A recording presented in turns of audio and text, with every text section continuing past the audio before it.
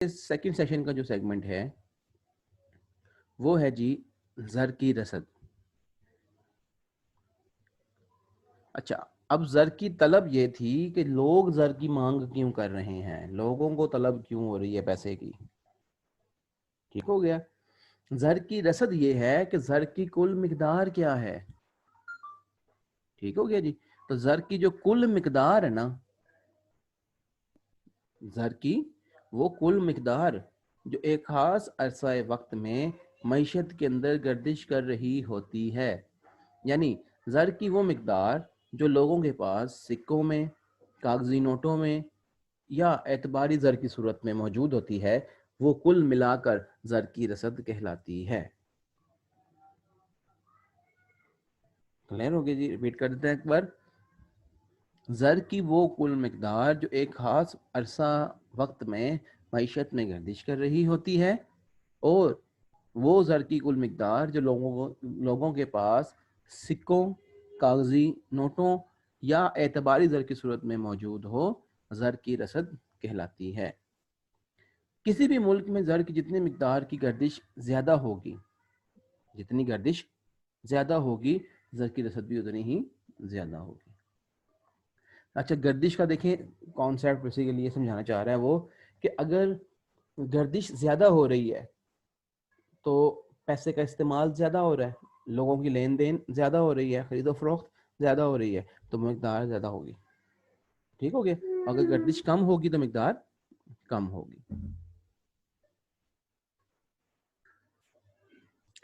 اچھا، اب یہاں پہ ایک چیز کو سمجھنا بہت ضروری ہو گیا. آپ لوگوں نے جو پہلے کانسیپٹ پڑھا ہوا ہے فرسٹ ایئر میں بھی، اشیاء کی رسد یا صرف رسد کے نام سے آپ نے پڑھا تھا، یہاں پہ ٹاپک ہے زر کی رسد. اب زر کی رسد اور اشیاء کی رسد میں فرق کیا ہے، یہ سمجھنا بہت ضروری ہے. اشیاء کی رسد کیا تھی؟ شے کی رسد سے مراد یہ تھا کہ کسی شے کی وہ خاص مقدار جسے ایک خاص وقت پر ایک خاص قیمت پر ایک فروخت کار بیچنے کے لیے تیار ہو، منڈی میں پیش کر دیں، وہ اس شے کی رسد کہلاتی ہے. ٹھیک ہے جی. تو شے کی رسد کیا تھی؟ ایک خاص جسے ایک خاص وقت پر ایک خاص قیمت پر ایک فروخت کار منڈی میں فروخت کے لیے پیش کر دے، تیار ہو، تو وہ کہلاتی ہے شے کی رسد. اور شے کی رسد جو ہے وہ ایک مسلسل بھاؤ رکھتی ہے. مثلا آپ کوئی چیز بناتے ہیں، فیکٹری میں تیار کی، اسے منڈی میں فروخت کے لیے پیش کیا، وہ چیز منڈی میں فروخت ہو گئی، لوگوں نے اسے استعمال کر لیا. آپ نے پھر ایک نئی چیز تیار کی، پھر اسے منڈی میں فروخت کے لیے پیش کیا، لوگوں نے اسے خریدا، استعمال کر لیا، پھر ایک نئی چیز تیار ہوئی. تو یہ ایک سرکولر فلو چلتا رہتا ہے. چیزیں بنتی ہیں، منڈی میں فروخت کے لیے پیش ہوتی ہیں، لوگوں نے خرید لیتے ہیں، لوگوں نے استعمال کر لیتے ہیں، پھر وہ چیز ختم ہو جاتی ہے. پھر دوبارہ چیزیں نئی تیار ہوتی ہیں فیکٹریوں کے اندر، لوگ ان کی طلب کرتے ہیں، خریدتے ہیں، آپ ان کی رسد کرتے ہیں، بیچتے ہیں، اور وہ چیز استعمال ہوتی ہے اور ختم ہو جاتی ہے. تو یہ اشیاء کے ساتھ یہ کیس تھا. اب یہاں پہ جو آپ کا ٹاپک ہے وہ ہے زر کی رسد. یہ شے کی رسد سے مختلف ہے. زر جو ہے اسے آپ براہ راست استعمال نہیں کر سکتے، کھا نہیں سکتے. ٹھیک ہے نا. تو زر کو تو آپ just as an instrument use کر رہے ہیں، اشیاء کو خریدنے کا ایک آلہ کے طور پر آلہ مبادلہ یوز کر رہے ہیں. تو زر کی مدد سے آپ چیزیں خرید سکتے ہیں. آپ زر کو ڈائریکٹ استعمال نہیں کر سکتے، ان چیزوں کو استعمال کر سکتے ہیں.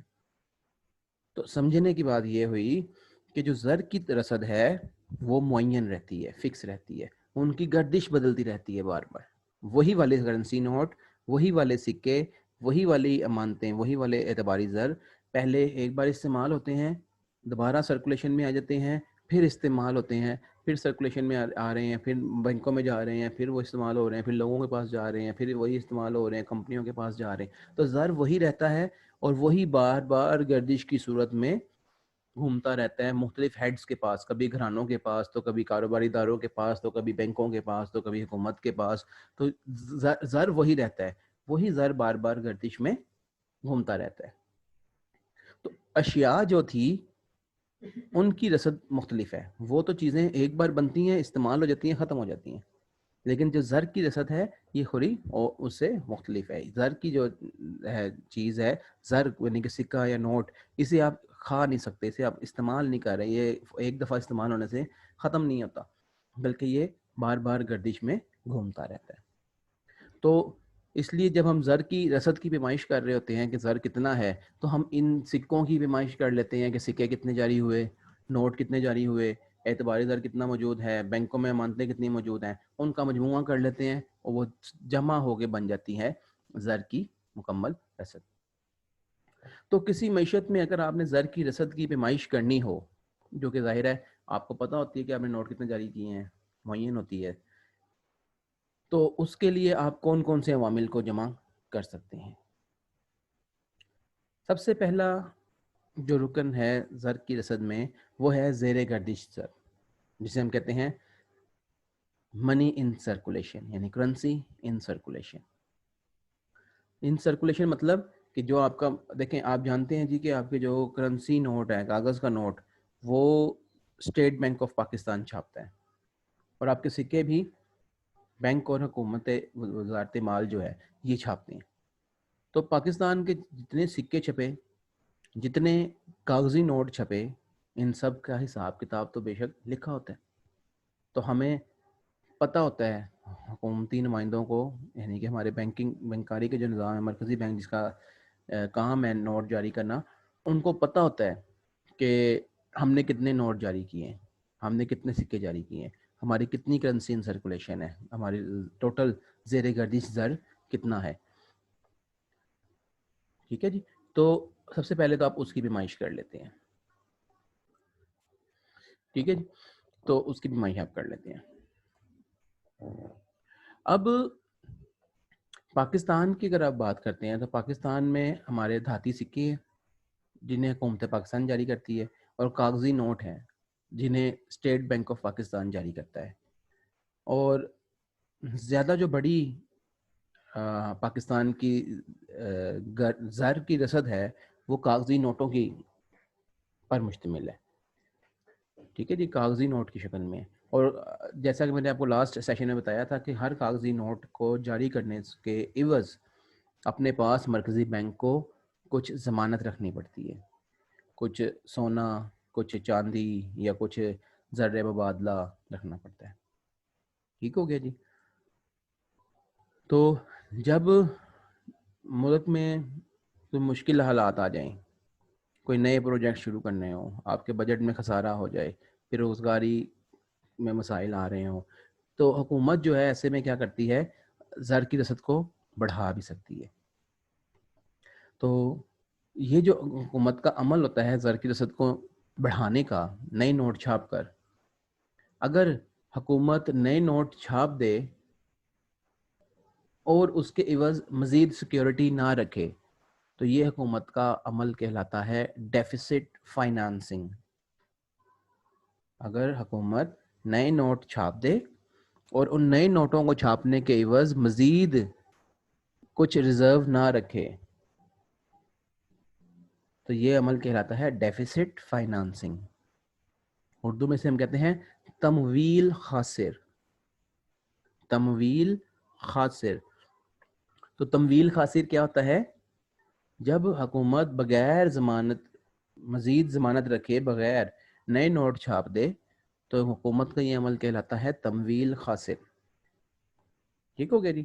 تو بہرحال ہم یہاں پہ اس وقت یہ سمجھنا چاہ رہے ہیں جی کہ زر کی رسد کیا ہوگی. تو زر کی رسد کا جو پہلا ایلیمنٹ ہے وہ ہے زیر گردش زر، یعنی کہ آپ کے سکے اور کاغذی نوٹ جو کہ زیر گردش رہتے ہیں، یعنی کہ جو آپ کی حکومت نے اور آپ کے مرکزی بینک نے جاری کیے ہوتے ہیں. دوسرا اہم ایلیمنٹ ہوتا ہے کریڈٹ منی، زر اعتبار. آپ کو کل والا سیشن یاد ہوگا، اس میں ہم نے زر اعتبار کے آلات پڑھے تھے، کتابی حساب سے لے کر promissory note, bill of exchange, cheque, securities, یہ سب چیزیں ہم نے کل دیکھی تھیں. تو یہ تھے زر اعتبار. تو کرنسی ان سرکولیشن یعنی کہ کوائنز اینڈ نوٹس کے بعد جو دوسرا بڑا رکن ہوتا ہے زر کی رسد کا وہ ہوتی ہیں زر اعتبار، یعنی کہ جو آپ نے پیسے اپنے بینک میں رکھوائے ہوئے ہیں. ٹھیک ہے جی، آپ نے بینک میں اپنے پیسے رکھے ہوئے ہیں، تو جتنے پیسے آپ کے بینکوں میں آپ کی طلبی مانتوں کے اندر پڑے ہیں انہیں آپ جب چاہیں چیک کی صورت میں یا اے ٹی ایم کارڈ کی صورت میں استعمال کر سکتے ہیں. تو یہ بھی آپ کے زر کی رسد کا حصہ بن رہے ہوتے ہیں، جسے ہم کہتے ہیں کریڈٹ منی. ٹھیک ہو گیا جی. تیسرا اہم ایلیمنٹ ہوتا ہے سیونگز، بچتیں. دیکھیں، اگر لوگ اپنے آمدنی میں سے اپنے اخراجات کو منہا کرنے کے بعد کچھ پیسہ بچا لیتے ہیں، جو رقم خرچ نہیں ہو پاتی وہ ان کی بچتیں کہلاتی ہیں. تو بچتیں بیسیکلی 3 طرح کی ہو سکتی ہیں. پہلی انفرادی بچتیں، دوسری کاروباری بچتیں، تیسری سرکاری بچتیں. اگر عام لوگ اپنے پیسوں میں سے، اپنی آمدنی میں سے کچھ رقم کو بچا رہے ہیں، بینکوں میں جمع کرا کے روک رہے ہیں یا اپنے گھروں میں روک رہے ہیں، تو وہ جو پیسہ بچا رہے ہیں وہ ان کی انفرادی بچتیں کہلائیں گی. ٹھیک ہو گیا جی. اور اگر کچھ کاروباری ادارے بچتیں کر رہے ہیں، مثلاً ہم نے لاسٹ سیشن میں ایک کانسیپٹ پڑھا تھا انڈسٹریبیوٹیڈ پروفٹس آف کارپوریشنز. اب جو بڑی غیر تقسیم شدہ منافع جات، جو بڑی بڑی کمپنیز ہیں، جب وہ اپنے حصص پہ منافع دے رہی ہوتی ہیں تو وہ جتنا منافع آتا ہے سارے کے سارا منافع تقسیم نہیں کرتی، بلکہ منافع کا کچھ حصہ جو ہے اس کو اپنے پاس روک لیا کرتی ہیں، غیر تقسیم شدہ منافع میں رکھ لیتی ہیں تاکہ مستقبل میں ایکسٹینشنز کی جائیں، مستقبل میں نئے پروجیکٹ سٹارٹ کیے جائیں. تو وہ جو کاروباری بچتے ہیں ان کو جو منافع تقسیم نہیں ہوا اپنے حصہ داروں میں، وہ اس کمپنی کے سیونگز کے اندر محفوظ ہوتا ہے، تو وہ کہلاتی ہے کاروباری بچتیں. ٹھیک ہو گیا جی. اسی طرح سے حکومت اگر سرپلس اپنے بجٹ کے اندر بنا لے کسی طریقے سے، تو وہ حکومت کی بچتیں ہوتی ہیں کہ حکومت کے اخراجات اگر کم ہوں اور وصولیاں بہتر ہو جائیں، زیادہ ہو جائیں، تو جو حکومت کے پاس سرپلس آئے گا، فاضل بجٹ آئے گا، وہ اس حکومت کی بچتیں ہوں گی. تو اگر حکومت کی سرکاری بچتیں، اگر کاروباری بچتیں اور انفرادی بچتیں ہوں تو یہ بھی ہماری ملک کی رسد کا، زر کی رسد کا ایک ایلیمنٹ بن رہی ہوتی ہیں. ٹھیک ہو گیا جی. اس کے علاوہ آپ کی جیسے بیمہ کمپنیاں ہیں، انشورنس کمپنیز، یہ بھی زر کی رسد کو بڑھانے میں اپنا کردار ادا کر رہی ہوتی ہیں. ٹھیک ہے جی. جیسا کہ آپ جانتے ہیں کہ جو بیمہ کمپنیاں ہیں یہ آپ کی زندگی یا آپ کے اثاثوں کی حفاظت کے لیے انشورنس کیا کرتی ہے. آپ لوگ جا کے ان سے بیمہ کرواتے ہیں ایک خاص شرح کے ساتھ. آپ انہیں ہر سال یا ہر 6 ماہ بعد ایک پریمیم ادا کر رہے ہوتے ہیں، اور اس پریمیم کے عوض یہ آپ کی اس شے یا آپ کی جان کی جو ہے نا وہ انشورنس کر رہے ہوتے ہیں کہ اگر کوئی مسئلہ ہو جائے تو وہ کمپنی اس کا ہر جانہ ادا کر رہی ہوتی ہے. تو بیمہ کمپنی اس طریقے سے کام کرتی ہے. تو بیمہ کمپنی جو ہے یہ بھی زر کی رسد بڑھانے میں اہم کردار ادا کرتی ہے. یہ کمپنیاں لوگوں کو غیر متوقع نقصانات کی تلافی کے لیے ترغیب دیتی ہیں اور اپنی زندگی یا اثاثوں کا بیمہ کروانے کی ترغیب دیتی ہیں. جب لوگ اپنے بہتر مستقبل کے لیے بیمہ کرواتے ہیں تو وہ خاص شرح سے پریمیم ادا کرتے ہیں.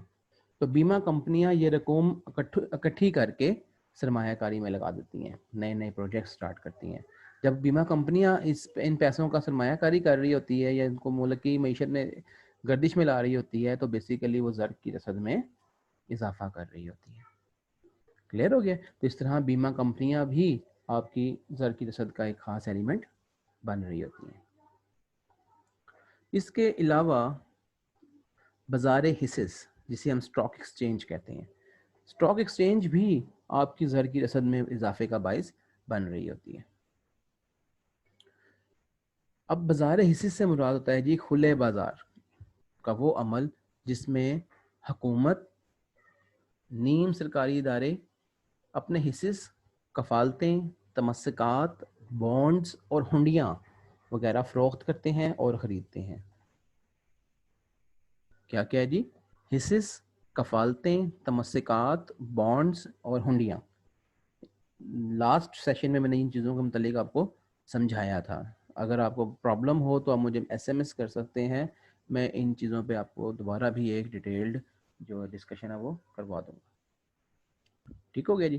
تو بیسیکلی اب اسٹاک ایکسچینج وہ جگہ ہے جہاں پہ ہم ان چیزوں کو خریدتے اور بیچتے ہیں, یعنی حصص کی خرید و فروخت ہوتی ہے, جہاں پہ کفالتوں کی خرید و فروخت ہوتی ہے, بانڈس کی خرید و فروخت ہوتی ہے. تو جن لوگوں کے پاس بھی وافر سرمایہ موجود ہوتا ہے وہ اپنا سرمایہ بازار حصص یعنی کہ اسٹاک ایکسچینج میں لگا دیتے ہیں اور مختلف طرح کی کمپنیوں کی کفالتیں یا حصص خرید لیتے ہیں, اور اس طرح وہ ملک کے سرمایہ کی گردش میں اضافے کا باعث بن رہے ہوتے ہیں اور ملک کی زر کی رسد میں بھی اضافہ ہو رہا ہوتا ہے. کلیئر ہو گیا جی. تو یہ کچھ ایلیمنٹس ہیں جو کہ زر کی رسد میں اپنا کردار ادا کر رہے ہوتے ہیں. سب سے بنیادی تو ہے کرنسی ان سرکولیشن یعنی کہ زیر گردش زر, اور کرنسی ان ڈپازٹس یعنی کہ اعتباری زر. یہ دو سب سے اہم رکن ہیں. اور اس کے بعد اپنے رینک کے حساب سے بازار حصص بھی اپنا کردار ادا کرتا ہے, بیمہ کمپنی بھی ادا کر رہی ہیں, اور بچتیں بھی زر کی رسد میں اپنا کردار ادا کر رہی ہوتی ہیں. ٹھیک ہو گیا جی.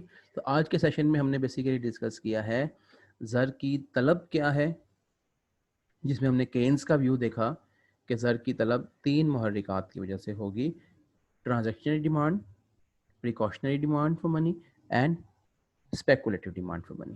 پھر ہم نے ڈسکس کیا کہ زر کی رسد سے کیا مراد ہے. اس میں ہم نے زیر گردش زر, اعتباری زر, بچتیں, بیمہ کمپنیاں اور بازار حصص یعنی اسٹاک ایکسچینج, ان کے کردار کو اسٹڈی کی ہے.